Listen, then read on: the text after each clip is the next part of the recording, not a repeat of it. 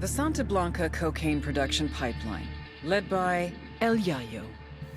It all starts in the fields with the harvesting of the Erythroxylum novogranitens, aka the coca plant.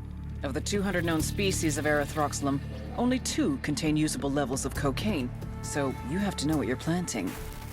El Yayo knows what he's planting. First, his people strip the leaves off the plant. Then the leaves are dried, finely chopped, and sent to the lab. That's where this chick comes in. La Gringa here is an American chemist with Mensa-level IQ and sub-zero morality numbers. They take the chopped leaves, dust them with lime. That's right, lime. Then pour diesel fuel all over them. Stir for 3 days. You can use a washing machine or a cement mixer, but Santa Blanca does it by hand. Then, they mix all this shit with sulfuric acid, a dash of caustic soda, and bam, cocaine paste. You dry it, chuck in more acid, and pretty soon, you got powder. But now you have to purify it because no one wants to snort yellow powder. It's gross. So, a little more acid, some potassium permanganate, pyrolusite. Hungry yet? Filter it with ammonia and beautiful, pure white cocaine. But everyone knows how to do this, right? What makes Santa Blanca so special? What makes SB a brand? Because they figured it out. How to mass produce a custom product. Plant genetics, logistics, mechanization, state-of-the-art labs, reduction of redundancies, quality control, purity of chemicals, and, of course, the secret sauce. They're geniuses. They've taken coke production into the 22nd century. What Henry Ford did for the factory, they've done for the lab. They're innovators, they're pioneers, they're SB.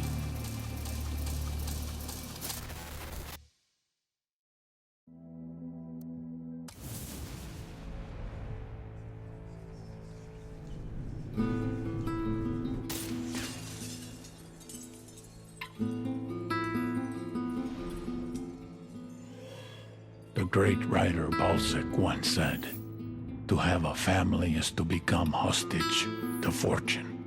I told El Yayo we had something in common. We're both too old to start over. Me to start a new organization. You to start a new family.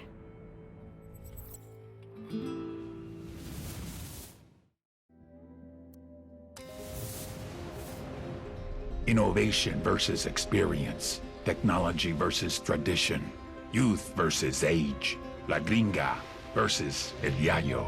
I had been hoping they would complement each other, but they could not get along. They were too different. I have been producing cocaine this way for years. That's exactly the problem. Our product was so good, the demand was only increasing.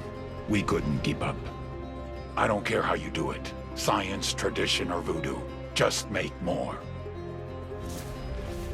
Or I'll find someone that can.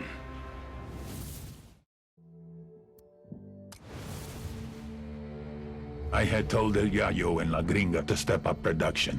They claimed they were doing their best. Obviously, I had not been clear enough.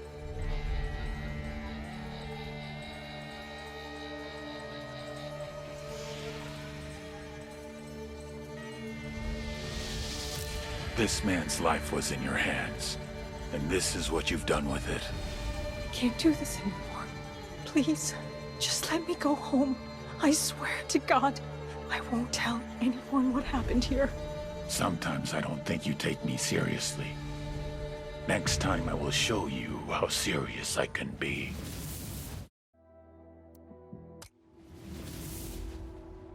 Desperate people make desperate mistakes. And I had made El Yayo and La Gringa desperate. I pressured them too much. But I had no choice. The attacks on our production were increasing. It was hurting our supply chain. If something was not done, we would lose our market share. So I pushed them to produce more coke. They couldn't do it. So they started to cut it, dilute it, lower the quality to increase the quantity. An understandable mistake. But a mistake nevertheless. I had spent years branding Santa Blanca, a quality product, the best in the world, a primo price for a primo product. Problem was, the product wasn't primo anymore. And someone had to pay for that.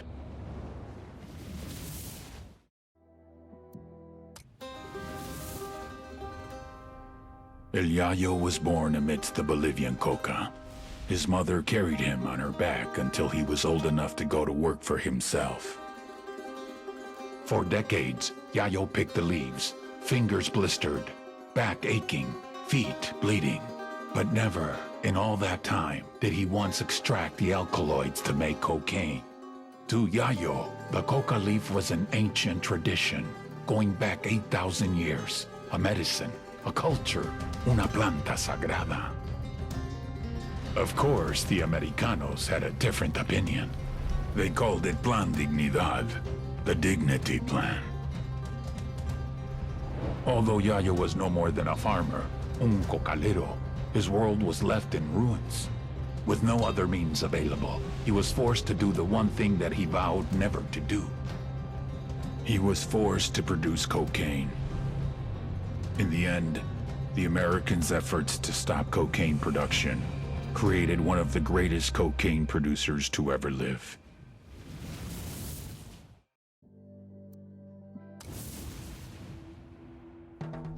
You cannot feed the hungry without food. You cannot heal the sick without medicine. And you cannot satisfy demand without a product. With the cocaine production in shambles, our market share was shrinking more and more every day. We increased prices, but it was a temporary solution. We would have to import from Peru and Colombia, invest heavier in meth and MDMA, a very costly and time-consuming endeavor. It would take years to rebuild. I had no choice. If workers were left unpaid for too long, there was no telling what they would resort to. But the biggest loser in all this was the people of Bolivia. Out of work with no means to support their families. All they could do was wait. Wait and see who was next to take possession of the coca fields.